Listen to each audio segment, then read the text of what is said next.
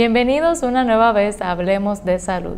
Hoy tenemos un invitado muy especial y yo agradezco mucho que él haya aceptado nuestra invitación y nos va a aclarar algunos temas sobre el misterio que para muchos de nosotros es la especialidad de medicina interna. Como ustedes saben, los médicos internistas reciben a pacientes muy enfermitos y saben como mucho de todo, ¿verdad? Y no nos queda a veces claro al público general a qué se dedica un médico internista exactamente.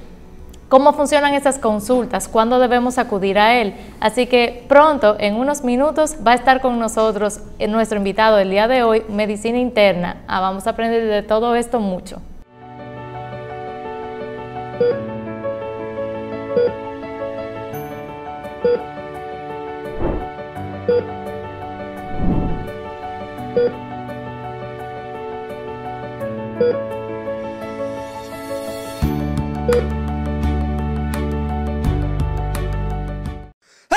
Salud. ¿Tienes gripe, secreción nasal o estornudos? Toma Sanitos, antigripal extra fuerte y resuelto el problema. Búscalo en sus diferentes presentaciones, capletas y jarabes. Sanitos es un producto de Laboratorios Britannia. Distribuidor exclusivo, Disfármaco. Si los síntomas persisten, consulte a su médico. El examen de la próstata te puede salvar la vida y dura menos que un turno al bate. ¿Te vas a dejar ponchar sin hacer swing? No lo dejes para después. Chequéate. Para mayor información sobre los hospitales disponibles, llame a *462. Servicio Nacional de Salud, Seguro Nacional de Salud y la primera dama Raquel Arbaje, uniendo voluntades.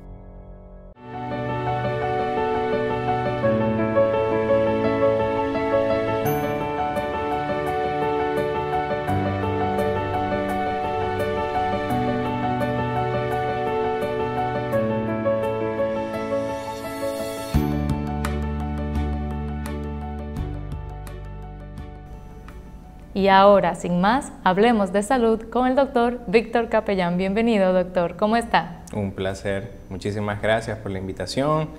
Y nada, hoy va a ser un día en el que quizás muchas dudas quedarán aclaradas. Eso me encanta, porque además, como decíamos en la introducción, es una especialidad poco conocida. A veces cuando uno va, qué sé yo, a un endocrinólogo, uno sabe, ok, el que controla hormonas, o a un, no sé, cualquier especialidad realmente, un pediatra atiende niños, pero cuando uno dice medicina interna, es un término tan general porque uno va por un montón de condiciones tan diferentes una de la otra, y creo que es algo que va muy de la mano con todos los subespecialistas, ¿verdad? Sí, realmente. Aquí la situación está realmente en entender qué es lo que hace un médico internista. El médico internista es aquel facultado que ha estudiado la especialidad como tal y se enfoca en el cuidado de lo que es todo paciente adulto que va desde los 15 años hasta los 65 años y inclusive mucho más allá dependiendo de qué tanta posibilidad de geriatras puedan haber a disponibilidad para la población como tal. Entonces, realmente el target de nosotros en términos de la población a la que podemos ver se lleva hasta ese punto. ¿Cuál es la diferencia entre un médico internista y un doctor general o familiar? Bien, mira.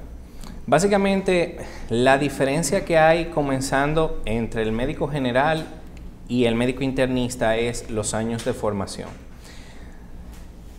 Tú te haces médico general cuando cursas el grado en la universidad que te hayas graduado, sea cualquiera de las que haya en tu país o en el exterior, depende de dónde te hayas graduado.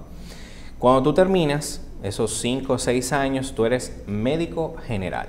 Después tú haces tu pasantía, adquieres tu Excer 4 y ya tú puedes ejercer. Usualmente puedes conseguir un trabajo como médico en atención primaria, en las UNAPS, a través de todo el país, o donde te asignen o tú quieras buscar un empleo. Ya cuando entonces tú te preparas, estudias y tomas el examen nacional de residencias médicas de aquí de República Dominicana, tú entonces tienes la posibilidad, según el puntaje que obtengas, de hacer una especialidad, en la cual ahí, por ejemplo, tomando la que tú mencionas, está medicina familiar y medicina interna. Okay. El médico familiar, básicamente lo que se va a centrar es en salud poblacional enfocada en grandes poblaciones. Me explico. Tú necesitas un médico por cada, por ejemplo, 1000 personas en tal comunidad, Okay. en Baní, por decirlo. Entonces, el médico ideal para ese puesto es un médico familiar. En su defecto quizás un médico general o un médico internista, pero el que en sí se concentra y toma sus años de formación para aprender a cómo realizar esto es ese especialista. Okay. Ahora, cuando tú tomas a un médico internista que tiene el mismo tiempo de formación, que son unos 3, 4 años, dependiendo de dónde sea, el tipo de estudio que hace es un poco más detallado en cada patología que hace y no solamente se centra en enfermedades comunes de importancia para salud pública, que es en sí lo que se enfoca medicina general, medicina familiar, sino que aquí ya uno va no solamente en el enfoque de salud pública, sino mucho más allá con todas aquellas que pueden impactar directamente en lo que es mortalidad. Ahí entran, por ejemplo, el manejo de infartos, el manejo de ictus cerebral, falla cardíaca, falla hepática, fallas renales. Pacientes etcétera. de gravedad. Exactamente, pacientes O sea de gravedad. Se podría resumir, vamos a decir, a ver si entendí bien, un médico familiar tiene como una cartera más amplia del tipo de paciente que puede atender en diversidad de edad y de condiciones, pero más general o superficial. Y el internista atiende personas que están ya en un nivel de gravedad más importante, ¿no? Y en un sector más limitado. De la edad, me dijo, entre 18 y 65, ¿no? Sí, exactamente, porque Okay. inclusive en ese caso el médico familiar puede ver niños. Okay. Por eso es que es un poco más amplia en ese sentido. Okay. Y el asunto está en el que el médico internista no es solamente enfermedades graves que pueda haber, sino un paciente que tenga varias enfermedades al mismo tiempo y Okay. puede dar ese servicio integral al paciente. ¿Me Importantísimo, explico? importantísimo. Por ejemplo, eso. un ejemplo clásico es, te llega un paciente a la consulta y te dice, bueno, mira, me está doliendo, por ejemplo, el estómago desde hace varios días, me sube un ácido, bueno, probablemente es una gastritis. Bien, yo le voy a poner, es una paciente femenina de unos 25 años que trabaja, no sé, en una importante productora. Okay. Tiene mucho estrés, tiene gastritis, bien, perfecto. Pero entonces tú le indicas unos medicamentos para hacer esto y ella toma anticonceptivos, por ejemplo, o cualquier otro medicamento. Y cuando viene a ver, puede haber interacción y hacer que entonces los medicamentos de ella no funcionen efectivamente. Por ejemplo, esto ocurre mucho cuando tú enfocas el tratamiento en solamente un área. Pasa mucho, por ejemplo, con los grados de especialidad. Por ejemplo, tú haces medicina interna y a partir de aquí, si tú quieres especializarte aún más en un área específica, corazón, cerebro, hormonas, es de ahí. Entonces tú te haces cardiólogo, te haces neurólogo, te haces médico endocrinólogo Okay. y así sucesivamente. Entonces, cuando el paciente va donde ti, por ejemplo, tú puedes concentrarte en solamente lo que te dice el paciente. Y tú pasas esa situación, le indica el medicamento, pero no te acuerdas quizás de lo que ella mencionó, no lo correlaciona, porque tú estás concentrado solamente en el mal que te menciona. Pasa en las especializaciones, que uno deja de ver lo otro que el ya... panorama. Exacto, ya uno se concentra como los caballos, ¿verdad? Que uno ve solamente a donde me estoy dirigiendo y perdemos ese panorama general, como usted dice, y la capacidad de hacer una interconexión entre diferentes situaciones. Y yo creo que pues esto puede evitar un montón de complicaciones en muchos procedimientos, ¿no? Ahí es donde voy. Ese mismo paciente, pero esa misma paciente te dice, doctor, y me está doliendo mucho la cabeza ahora.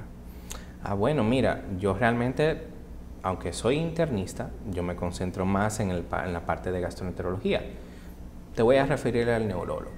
Okay. Entonces ya ella va al neurólogo. Okay. Y el neurólogo la chequea, le hace sus estudios. Ah, mira, tú tienes un tipo de dolor de cabeza de tal tipo, te vas a medicar de esta manera, está bien, perfecto. Pero entonces en los laboratorios le encontraron anemia. Ah, bueno, te voy a referir al hematólogo ahora. Entonces, la joven ya va por 3 médicos diferentes. Y ahí es entonces realmente donde entra el médico internista. El médico internista está capacitado para manejar todas esas patologías. Y funge más que todo, como uno dice, el que lleva la batuta en el paciente. Es el que en sí funciona como el médico de cabecera del paciente. Tú vienes donde mí, ah, mira, tú tienes tal cosa, perfecto, vamos a manejarlo. Se maneja. Si por X o Y el conocimiento quizás no es tanto que tú tienes sobre el área, o tú entiendes que lo que tiene el paciente se va a beneficiar mucho más que le dé seguimiento el subespecialista, porque tú intentaste un primer tratamiento, no funcionó muy bien, ves que el paciente va deteriorándose, tú ahí entonces se refieres. Okay. Pero tú funges como el centro del paciente y le dices dónde ir. ¿Por qué? Porque tú vas a ver al paciente desde un punto de vista integral, no solamente en un solo síntoma, sino en todo lo que representa el paciente en ese síntoma. Y me gusta de ese sistema que usted menciona, el hecho de que usted lo refiera a donde alguien que usted conoce, con quien puede tener una comunicación más directa quizá, que le puede hacer seguimiento, mantener al tanto de lo que le está haciendo él o cómo va el seguimiento de ese paciente, porque sigue siendo un paciente suyo para las demás cosas también, aunque lo refiera por una. ¿Es así? Sí, funciona así.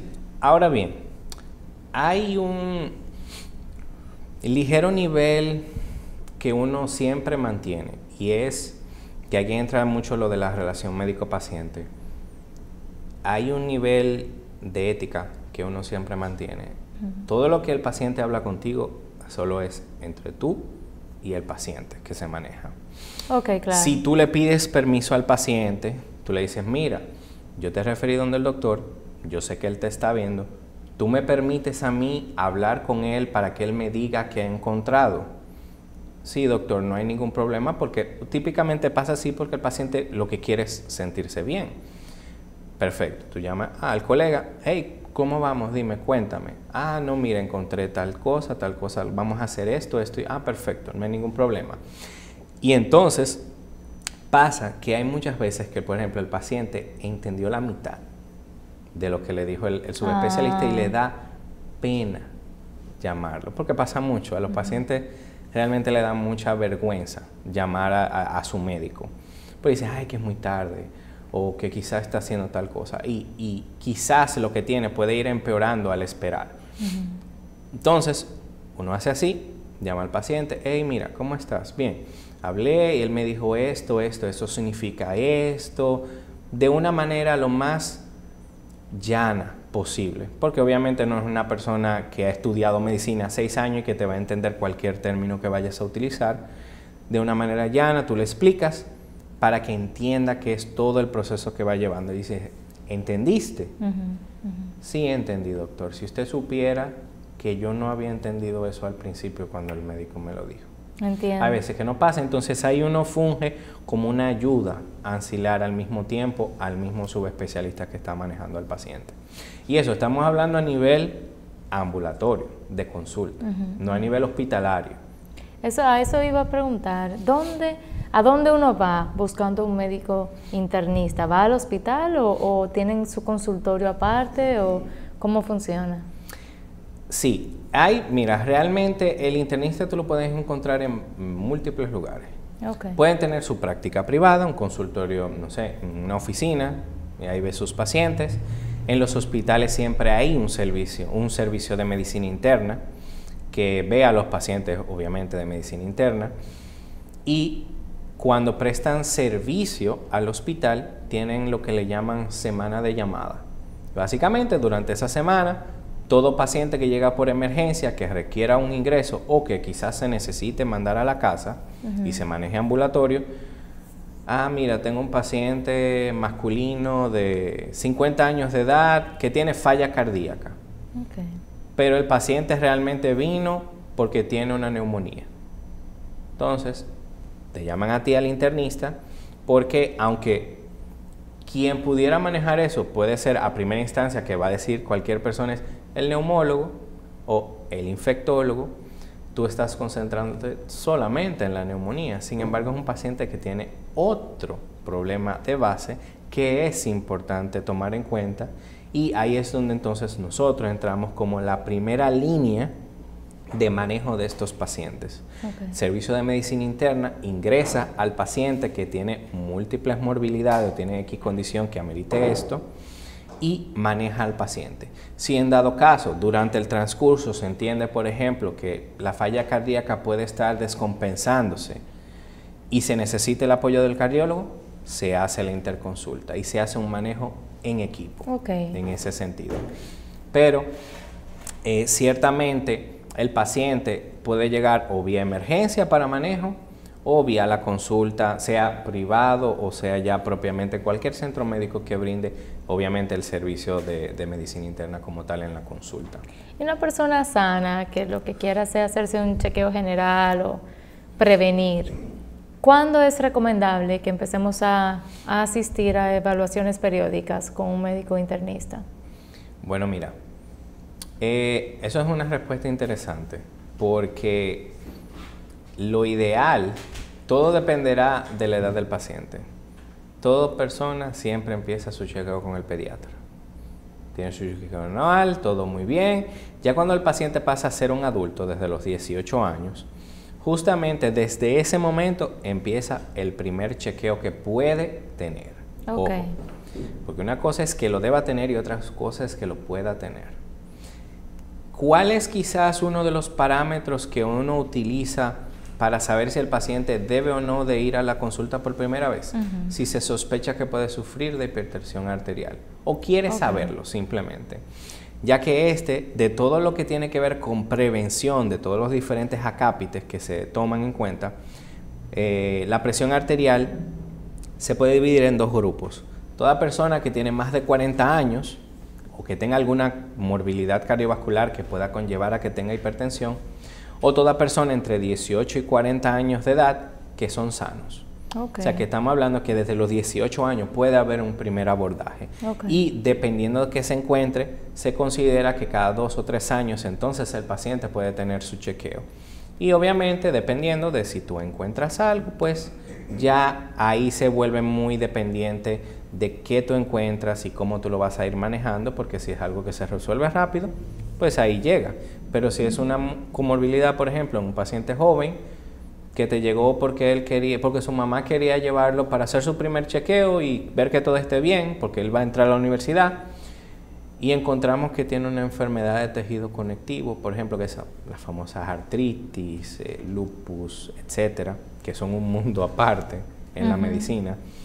Ese es un pacientico que tú vas a quererle dar seguimiento quizás anualmente para ver cómo va evolucionando, porque puede ser que tenga una enfermedad controlada, que no necesite medicación, y otros que sí necesiten medicación, y obviamente ahí entonces quizás el lapso de chequeo es más corto todavía.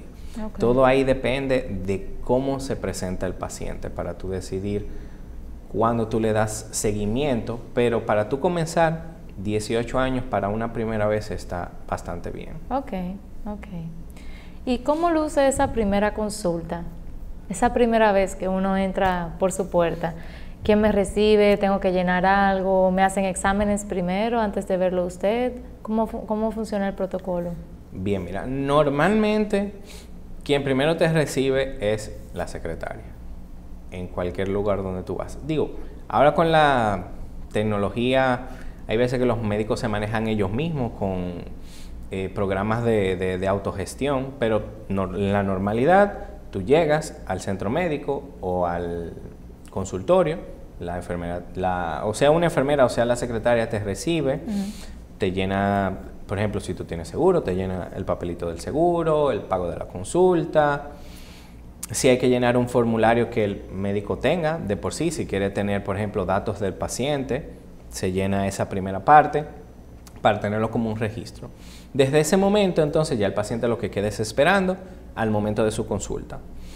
Puede ocurrir que lo lleve la secretaria o la secretaria le explique por dónde llegar, el paciente llega y lo ideal es que el médico reciba al paciente en la puerta. Okay. Ya, bienvenido. El paciente entra, se sienta y entonces uno comienza ahí ya formalmente la consulta. Personal, claro, ¿verdad? que se sienta, que el paciente, fíjate, cuando el paciente va usualmente a ver al médico, siempre va con un miedo. Un poco de aprensión. Sea porque si va sano, no quiere que le encuentren algo, y si va malito, no quiere que le digan que es muy malo lo que tiene. Entonces, desde ese mismo momento en el que tú tienes la oportunidad de darle esa paz al paciente, ese pequeño detalle puede comenzar todo ese proceso. Se cambia el chip. Oye, créeme que cambia el chip. Un paciente puede venir asustado y nada más con eso se siente bien, se sienta tranquilo en la silla y que, ok, vamos a hablar con el doctor. Entonces, ahí, usualmente, lo normal es seguirlo en este orden, pero tú puedes modificarlo como quieras. En ese momento, existe una pequeña presentación. Iniciamos lo que es el historial clínico. Te preguntan cómo te llamas completamente, se cerciora si es hembra o varón, la edad que tiene, si está casado, si no está casado, si tiene hijos, si no tiene hijos, dónde trabaja, qué hace como actividades sociales. Me imagino que todo eso le va dando un montón de información a usted sobre posibles causas que pueda tener por que ejemplo, esa persona tenga. Esas son, por ejemplo, nosotros los internistas tendemos a preguntar un poco más amplio de lo típico, porque como vamos a buscar algo más integral, muchas veces yo he recibido muchas pacientes y muchos también, que me llegan porque tienen dolor de cabeza y al final es depresión. Pues yo le empiezo a preguntar, ven acá, ¿cómo están en la casa? Bien. Bien. O sea, que usted es un doctor así? que ve más allá. Es que, exacto. Más allá del síntoma evidente. Exactamente. Y uno busca humanizar la consulta. No es, yo estoy frente a la computadora, sí, dime, ¿qué tú tienes? Esto, tal cosa, ok. ¿Te duele tal cosa? Sí. ¿Y esto también? Ok, sí, probablemente tú tienes esto, te vas a tomar esto y te vas a hacer este estudio, cuando venga me lo trae. Okay. Entonces, el paciente siente que ni siquiera le contó. Impresionado en ese momento y dice, wow, pero y ni siquiera sabes qué es lo que tiene todavía.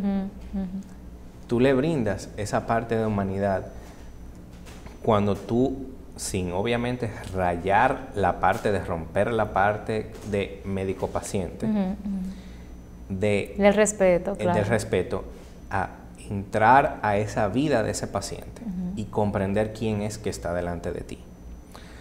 Tú sigues preguntando, llenas todo tu historial, todos los complaints que te presenta el paciente, la sintomatología, y pasas entonces al examen físico. Sientas al paciente en tu camilla o lo acuestas, comienza todo el proceso, toma la presión arterial, chequea los pulmones, el corazón, lo acuesta, le puedes hacer diferentes maniobras si quieres buscar algo específico según lo que diga el paciente, que si me duele la espalda quizás te interesa buscar columna, te interesa buscar cadera, todo depende de la edad por igual. Chequea abdomen, chequea las piernas, ve que todo esté bien, los brazos, termina con los ojos, los oídos, la boca. En fin, piel, todo. Todo general. La primera consulta es para revisar al paciente de arriba abajo, hasta donde te lo permitan. Entonces, ya después de que tú acabas esta etapa, entonces tú te sientas con el paciente, tomas nota de lo que entiendas que te debas de tomar antes de explicar al paciente, y entonces ese momento es quizás el más clave de todo y el que va a definir cómo te va a ver el paciente de ahí en adelante, cuando tú le expliques qué es lo que puede tener. Tú comienzas, personalmente, yo soy muy didáctico, yo hasta dibujitos le hago en los recetarios a los pacientes. Qué ¿sí? bueno, Para porque que a veces yo le hago su dibujito, porque es que los no términos necesariamente me va a médicos son entender. muy grandes a veces. Y yo le digo, mira, por ejemplo, tú tienes una afectación en el pulmón que hace que tú no puedas inflar el pulmón. Y yo le dibujo 2 pulmoncitos y le dibujo la flechita, como hacen más para adentro, para afuera. Y el paciente gráficamente va entendiendo más, porque tú aprendes cómo, escuchando, leyendo, que en este caso sería lo que tú le vas escribiendo, quizás, mirando y repitiendo. Al final, cuando tú le explicas todo al paciente, le dije, mira, posiblemente tú puedes tener esto, esto o esto como las cosas más importantes, y tú siempre lo que vas a explicarle es si tiene algo que puede ser de importancia o peligro o no. Eso es lo primero, porque de ahí el paciente va, como uno dice, bajando las revoluciones. Entonces, el paciente se va sintiendo más cómodo. Mira, lo que tú tienes probablemente no es malo, pero hay que buscar qué es. Puede ser esto, esto o esto. Para eso vamos a hacer este estudio, estos laboratorios, vamos a ver cómo va todo. Algo que se puede utilizar mucho y hace que el paciente tome un papel protagónico en todo este asunto es ponerlo a hacer tareas. Por ejemplo, si va porque cree que tiene la presión arterial elevada, ¿qué es lo mandatorio? Le encontraste la presión arterial elevada en el momento de la consulta y tú le dices, mira, lo que vamos a hacer es un chequeo ambulatorio. Doctor, ¿y qué es eso? Bueno, tú lo que vas a hacer es que vas a coger una hojita o una mascota y vas a escribir presión arterial. Mañana, tarde, noche. Del día 1 al día 7, al día 12, la cantidad de días que quieras. A eso se le llama diario de hipertensión o diario de presión arterial. Usted va a tomarse, sea en alguien que, por ejemplo, hay muchos que tienen hijos médicos, que te tome la presión, o tú vas por lo menos una vez al día, porque depende obviamente de la facilidad, de tu trabajo tú te paras en tal sitio, en la emergencia, y le dices que te tomen la presión. Que o un eso aparatito es clásico, de eso que tienen venden en la en casa, la farmacia. muchas personas ya tienen el aparatico, tómate la presión en la casa y tú las apuntas. Cuando tú termines eso, entonces tú tienes la opción de decirle al paciente, tú me lo traes o me lo mandas. Involucra al paciente en el proceso. Tú involucras al paciente en ese caso, que él sienta que tiene que hacer algo para saber qué tiene. Y eso hace justamente que se estreche esa relación que uno tiene que ir creando con el paciente, que es sumamente importante, ya que el paciente no solamente va a saber qué tiene, sino a que quien se lo dice pueda confiar en lo que le dice. No, y además, en mi opinión, mi humilde opinión, también se va creando una relación del paciente consigo mismo, de atenderse, de cuidarse, de seguir las instrucciones que el doctor le está poniendo. Porque a veces nos vamos motivados de la consulta y a la semana ya no me acuerdo qué fue lo que el doctor me dijo, era tal pastilla o a qué hora era, se me pasó, y hay un poquito de dejadez. Entonces usted le está inculcando al paciente a andar atrás de lo que tiene que estar pendiente. Sí, realmente. Y esta relación médico-paciente, lo que sí hay que saber es trazar una línea que de respeto, como bien mencionaba, de cualquier eventualidad de emergencia, cualquier situación que tú entiendas que quizás no entiendes algo y que va probablemente a ser un problema, que tú no te sepas cómo beber el medicamento, se te olvidó o te bebiste uno de más y no sabes qué hacer. Eso es una situación realmente para llamar a tu médico. Y tú lo llamas. Lo que tú tratas es de ser puntual con lo que vas a decir. Doctor, me bebí 2 pastillas sin darme cuenta de la misma, o me la bebí y me la volví a beber y no me acuerdo si la primera me la bebí. ¿Qué hago? Tú haces esto, esto, esto y tal cosa. Doc. Y así de simple se resuelve. ¿Y cómo es la vida para el doctor médico internista? Yo me imagino que a veces debe ser abrumador tener que ver personas tan enfermas todos los días o personas que sufren. ¿Cómo le afecta eso a usted en su día a día, a su estrés y a su felicidad diaria? Bueno, mira, hay una cosa interesante en eso. Cuando tú vas a estudiar medicina interna, tú usualmente estás claro que quieres hacer eso. Sea porque piensas quedarte como internista o que quieras hacer una subespecialidad. Yo solo quiero hacer corazón, o solo quiero ver pacientes cerebrales, o que yo solo quiero ser infectólogo, por ejemplo. Pero tú usualmente sabes que tú vas a ser internista. Ahora, ¿dónde viene el problema? Cuando tú tomas el camino de ser internista y al final te das cuenta que no te sientes cómodo ahí. Porque al final tú seguirás quizás o no llegar a hacer la subespecialidad y te vas a dedicar solamente a eso y tú no te sientas cómodo. Entonces, en ese momento en el que tú vas a tomar la decisión inicial de qué tú vas a escoger, es un momento muy importante porque sale mucho mejor entrar, darte cuenta de eso y salir y hacer otra cosa y vivir 40, 50 años haciendo lo que te gusta, a tú entrar, completar y hacer 40, 50 años algo que no te gusta. Entonces, cuando tú tienes esa parte clara, tú lo disfrutas.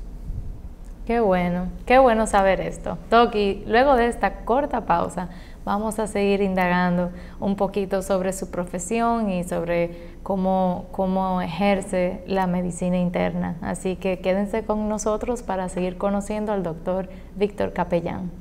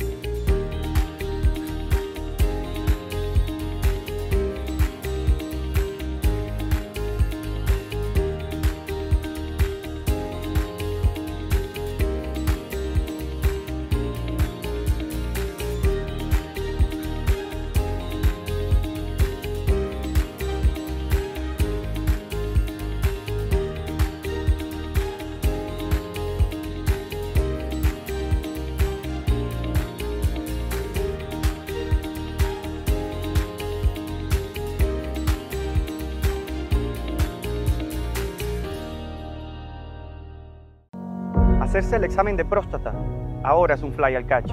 Es necesario, es gratis y es muy rápido. Chequéate, no lo dejes para después. Para mayor información sobre los hospitales disponibles, llame a *462. Servicio Nacional de Salud, Seguro Nacional de Salud y la primera dama Raquel Arbaje, uniendo voluntades.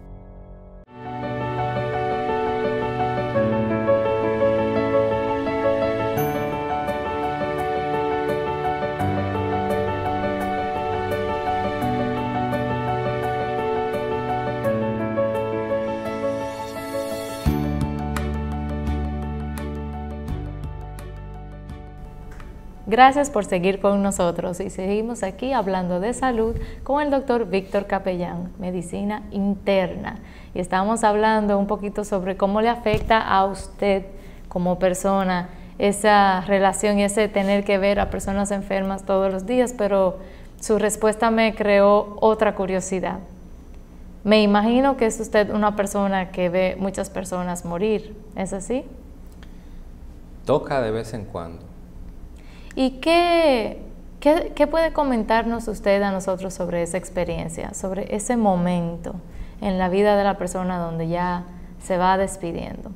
¿Qué usualmente quiere ese familiar? ¿Qué usualmente pide esa persona de sus familiares? ¿Cómo pueden los familiares sobrellevar mejor esa situación en ese momento? Bueno, mira, realmente hay varias formas de responder eso. Lo primero es que el primer paciente que pierde la vida frente a tus ojos usualmente te marca y tú siempre lo vas a recordar. ¿Por qué? Porque tú das todo justamente para mantener con vida y sano un paciente. Eso es lo que nosotros hacemos. Correcto. Esa es nuestra mayor preocupación siempre con los pacientes, que estén bien. Entonces, cuando tú ves a una persona que va perdiendo la vida lentamente, o quizás de una manera un poco rápida, tú tienes una cantidad de emociones que usualmente al principio tú no las sabes manejar. Tú lloras con los pacientes la primera vez que te pasa eso. Tus pacientes están llorando, los familiares están llorando y tú estás llorando junto con ellos. Porque Me no imagino sabes que debe cómo ser manejar un momento eso. impactante. Y al otro día tú todavía te sigues sintiendo mal. Cuando tú vas viendo varios pacientes ya en esta misma situación, tú aprendes a manejar las emociones. Tú no dejas de tenerlas. Cada paciente que se nos va, si se quiere decir, siempre nos toca, porque es una vida que se fue. Pero uno aprende a manejar esa emoción de tristeza que uno siente, y lo que uno se enfoca es en cómo yo puedo traducir o cambiar este sentimiento que yo tengo de tristeza en paz para los familiares. Y ahí entra la situación en cada vez que el paciente va entrando en una etapa consecuente, es hablar con los familiares, decirle, mira, está sucediendo esto, de la manera más empática que se pueda, porque hay que tratar de ponerse en los pies de ese familiar que está viendo a su pariente, a su mamá, a su papá que se está yendo y no sabe cómo manejarlo porque no puede hacer nada. Entonces, explicarles, quizás detallado, quizás limitado según cómo puedan manejarse con lo que tú le puedas decir, pero no dejarles de no hablar.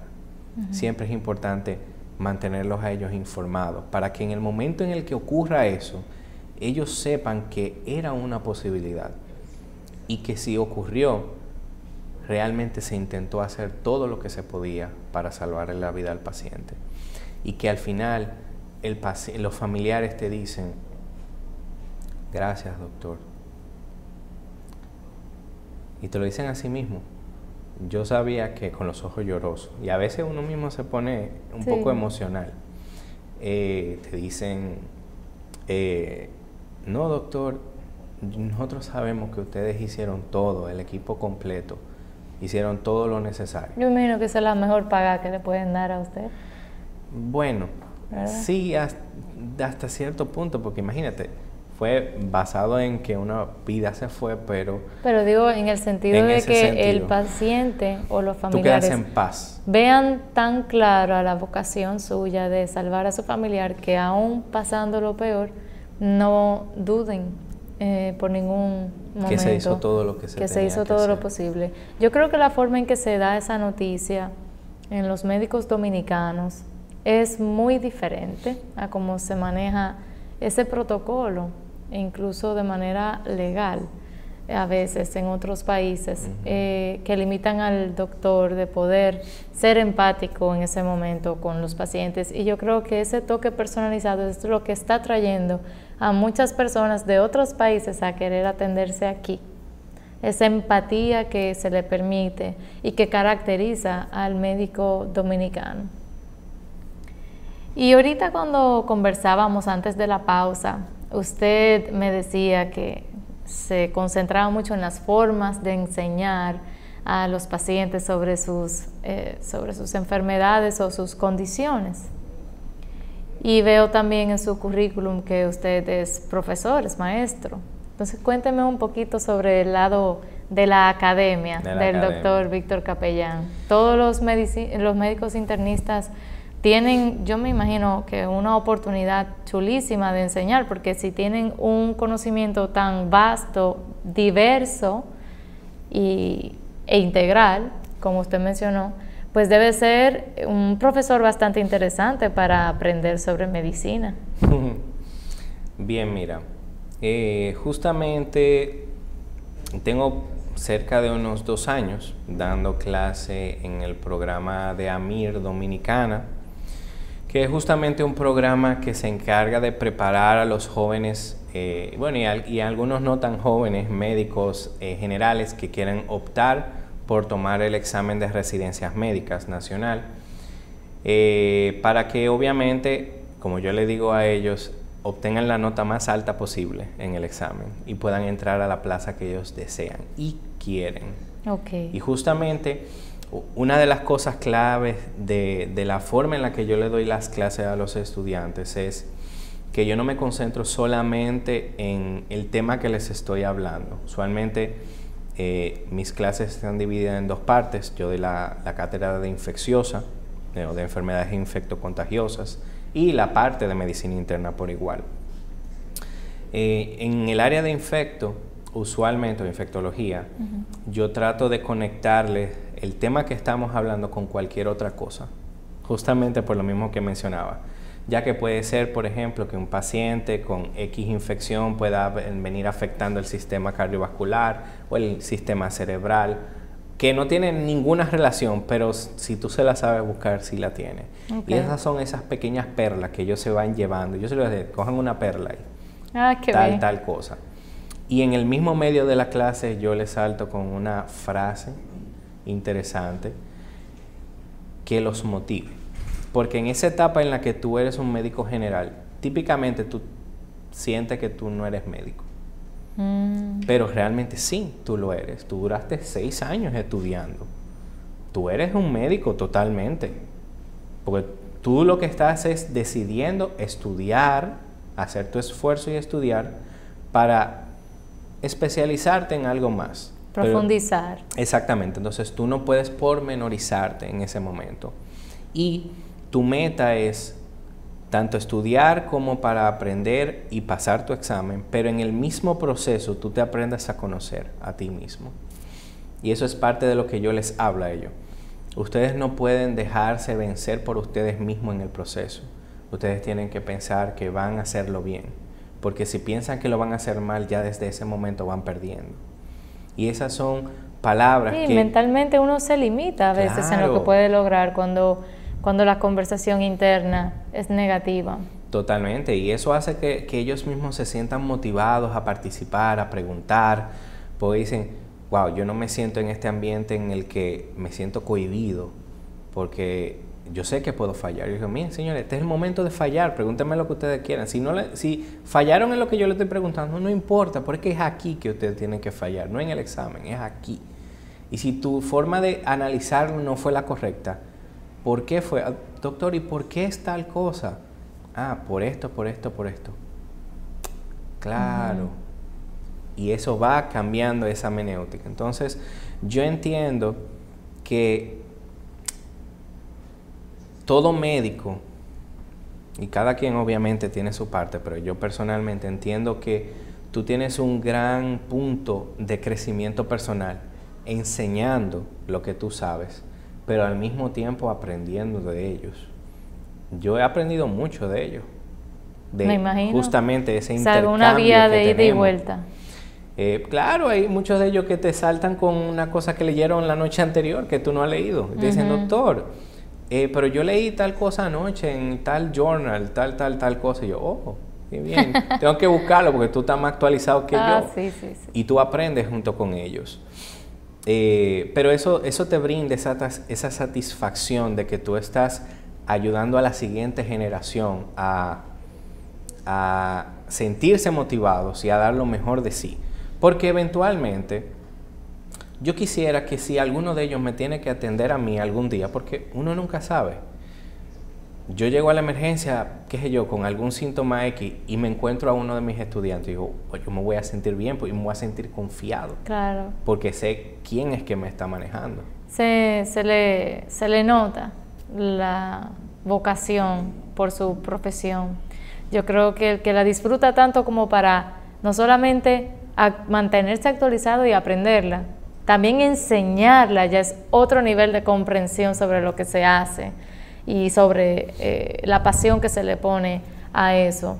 Pero luego también hacerlo esperando ver los resultados que queremos ver a largo plazo, ya también es algo totalmente diferente y más allá. Y yo creo que los médicos en general, y haciendo este programa me he dado cuenta y he comprobado que la vocación del médico dominicano, por lo general, es una cosa increíble.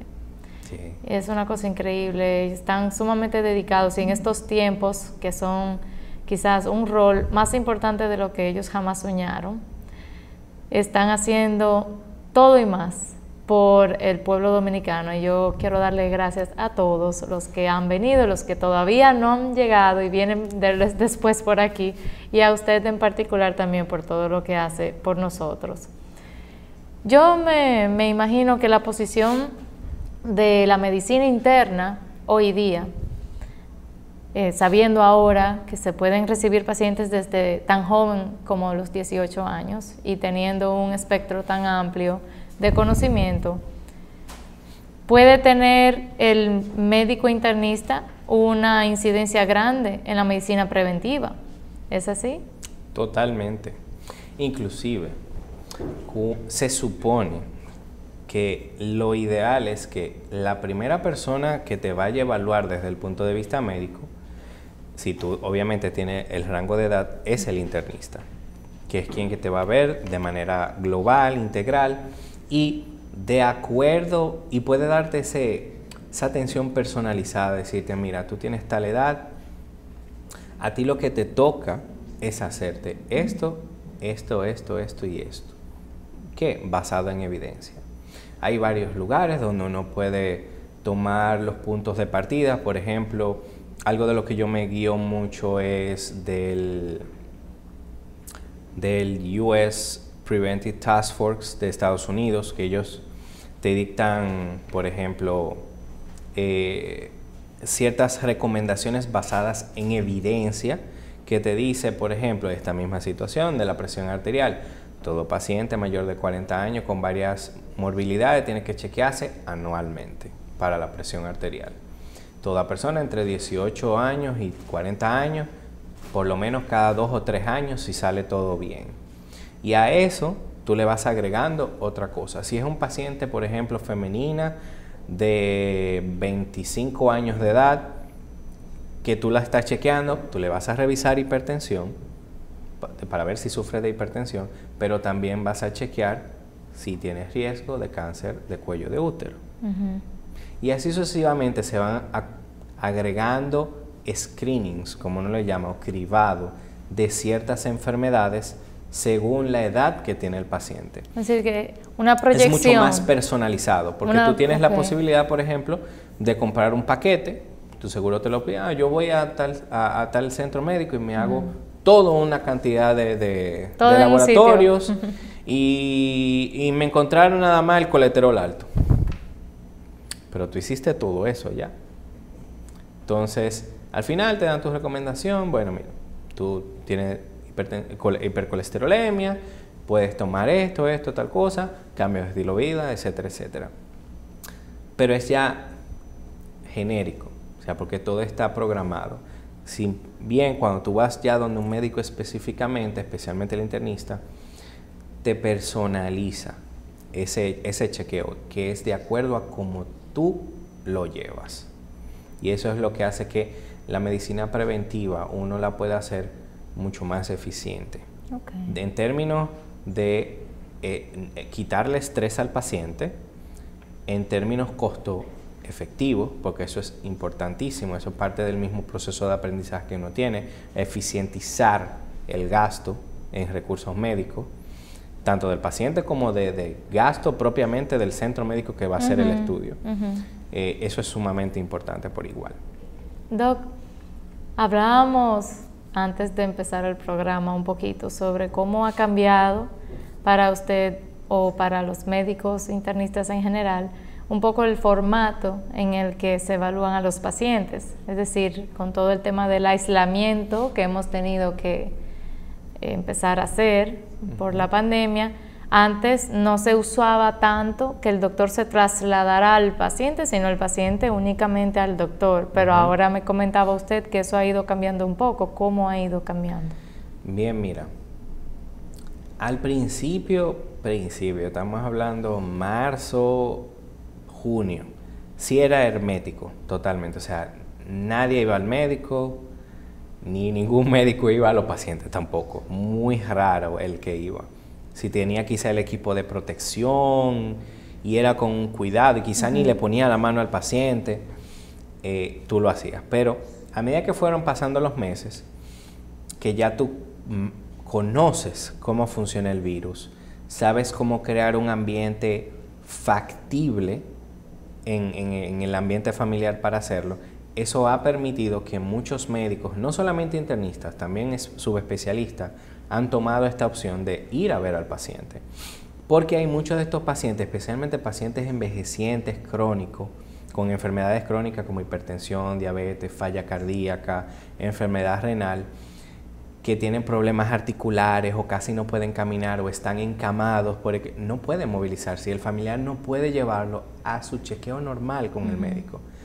Y entran en un estado de estrés porque no saben qué hacer. Entonces, uno le brinda una opción al paciente al uno hacer esta clase de servicios ambulatorios, como uno le dice. Por ejemplo, un paciente me dice, bueno doctor, mira, papi está malo, tiene XX cosa.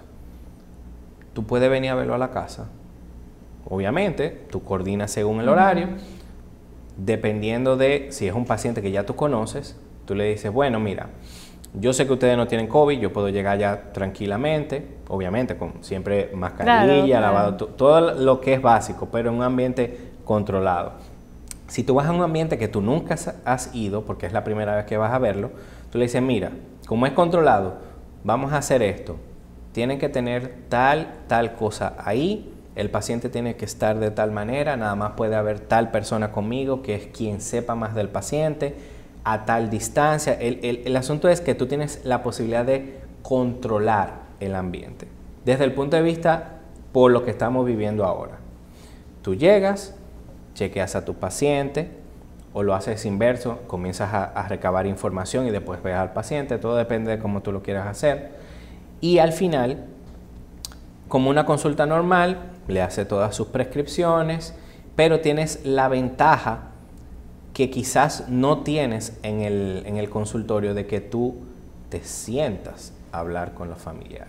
Okay. O sea, yo he sabido ir a un paciente, por ejemplo, que está bien malito, quizás que en tiempo ya de que esté falleciendo, y yo sé durar 1 hora y media sentado ahí, hablando con los familiares, todos juntos, los 8 hijos. Se involucran más. Tienen ya tiene esto, probablemente va a pasar tal situación, lo ideal ahora mismo con ella es hacer esto de tal manera, no sale conveniente llevarla al centro médico, mejor manejarla aquí directamente en la casa, o sí hay que llevarla porque esto pudiéramos hacerlo aquí, pero pudiera representar otro peligro para la paciente. Y uno va desglosando esta situación con el paciente, pero sí ciertamente este servicio ambulatorio que uno presta le da una oportunidad al paciente no solo para cuidar a su familiar que esté con cualquier alteración, sino que hay pacientes simplemente que no quieren ir físicamente. Pues ya ustedes saben, si necesitan el servicio de que el doctor Víctor Capellán, médico internista, vaya a hacer una evaluación a un familiar que no se puede trasladar de su hogar, él está disponible y dispuesto a hacerlo. Doctor, ¿cómo podemos ponernos en contacto con usted? Bien, hay 3 maneras de cómo hacerlo. Una es hablarme directamente a mi número personal. ¿Cuál es? Mi número personal es el 829-882-0412. Okay.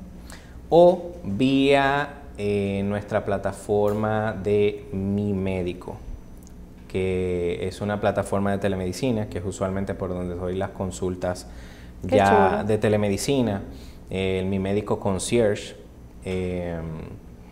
al 809-544-7354. Okay. Si cualquier cosa, porque hay veces que se saturan las llamadas y no entra, me llaman directamente a mí, entonces yo lo pongo en contacto con un mensaje, cualquier cosa simple. Okay. Pero es súper fácil llegar a mí.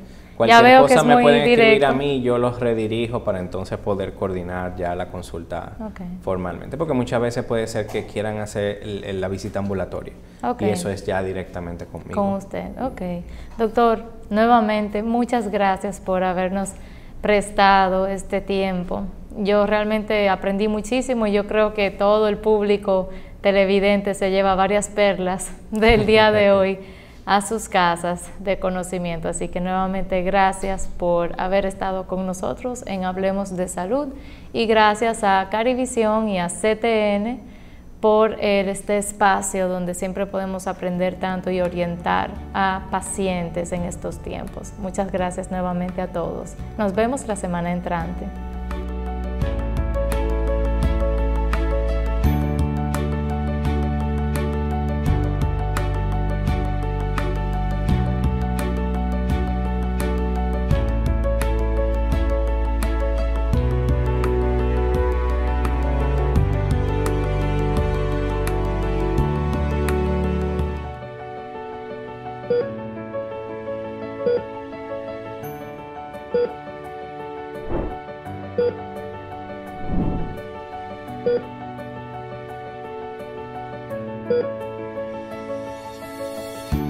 Thank you.